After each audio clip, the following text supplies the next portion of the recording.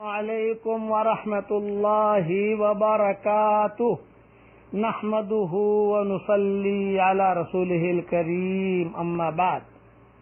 حضور صلی اللہ علیہ وسلم نے رمضان المبارک کے قریب ارشاد فرمایا کہ رمضان کا مہینہ آ گیا ہے جو بڑی برکت والا ہے، حق تعالی شان ہوں اس میں تمہاری طرف متوجہ ہوتے ہیں اور اپنی رحمت خاصہ نازل فرماتے ہیں، گناہوں کو معاف فرماتے ہیں، دعا کو قبول کرتے ہیں اور تمہارے تنافس کو دیکھتے ہیں۔ تنافس کا مطلب یہ ہے کہ آگے بڑھ بڑھ کر کون نیکی کرتا ہے، مقابلے پر دوسرے سے بڑھ چڑھ کر تمہارے تنافس کو دیکھتے ہیں اور ملائکہ سے اللہ فخر کرتے ہیں۔ بس اللہ تعالیٰ کو اپنی نیکی دکھلاؤ، اللہ کو اپنی نیکی دکھلاؤ۔ بد نصیب ہے وہ شخص جو اس مہینے میں بھی اللہ کی رحمت سے محروم رہ جائے۔ یہ حدیث امام طبرانی نے یہ حدیث لکھی ہے اور دوسری بھی کتابوں میں یہ حدیثیں موجود ہیں، لیکن بڑی کتاب کا حوالہ میں نے دے دیا، طبرانی میں یہ حدیث ہے۔ حضور صلی اللہ علیہ وسلم کا دوسرا ارشاد ہے کہ رمضان المبارک کی ہر رات اور دن میں اللہ تعالیٰ کے یہاں سے جہنم کے قیدی چھوڑے جاتے ہیں اور ہر مسلمان کے لیے ہر شب و روز میں ایک دعا ضرور قبول ہوتی ہے۔ سبحان اللہ۔ حدیث کی کتابوں میں یہ دعا مختصر ملتی ہے۔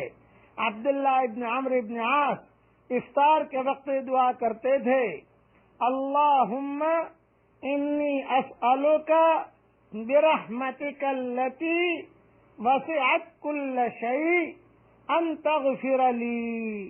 ترجمہ، اے اللہ تیری اس رحمت کے صدقے جو ہر چیز کو شامل ہے یہ دعا مانگتا ہوں کہ تو میری مغفرت فرما دے۔ بعض حدیثوں میں خود حضور صلی اللہ علیہ وسلم سے یہ دعا منقول ہے افطار کے وقت میں، یا واسع الفضل اغفر لی، اے وسیع عطا والے میری مغفرت فرما۔ اور الگ الگ دعائیں بھی آئی ہیں، کسی دعا کی کوئی خاص تخصیص نہیں، بس آدمی جو ہے دعا مانگے 24 گھنٹے میں ایک دعا ضرور قبول ہوگی۔ اور اگر یاد رہے ایک شعر پڑھتا ہوں اللہ تعالیٰ کی عظمت کا، یہ بھی اگر پڑھ لو تو انشاءاللہ بہت مفید ہوگا۔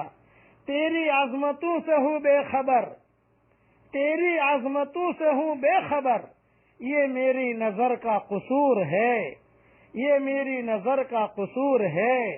تیری رہ گزر میں قدم قدم، کہیں عرش ہے کہیں طور ہے، تیری رہ گزر میں قدم قدم، کہیں عرش ہے کہیں طور ہے۔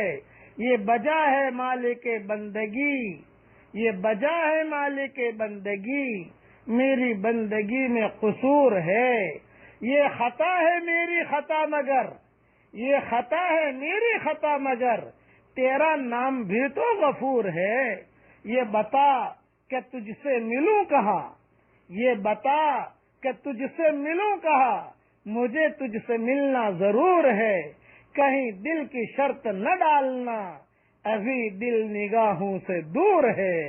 یہ بھی تہجد کے وقت پڑھ لینا یا 24 گھنٹے میں کبھی پڑھ لینا، یہ بہت درد بھرے اشعار ہیں۔ اللہ تعالی ہم سب کے لیے رمضان مبارک کے آنے کو بھی قبول فرمائے اور اس مہمان کی قدر کرنے کے اللہ ہم سب کو توفیق عطا فرمائے۔ والسلام علیکم ورحمۃ اللہ وبرکاتہ، وآخر دعوانا ان الحمد للہ رب العالمین۔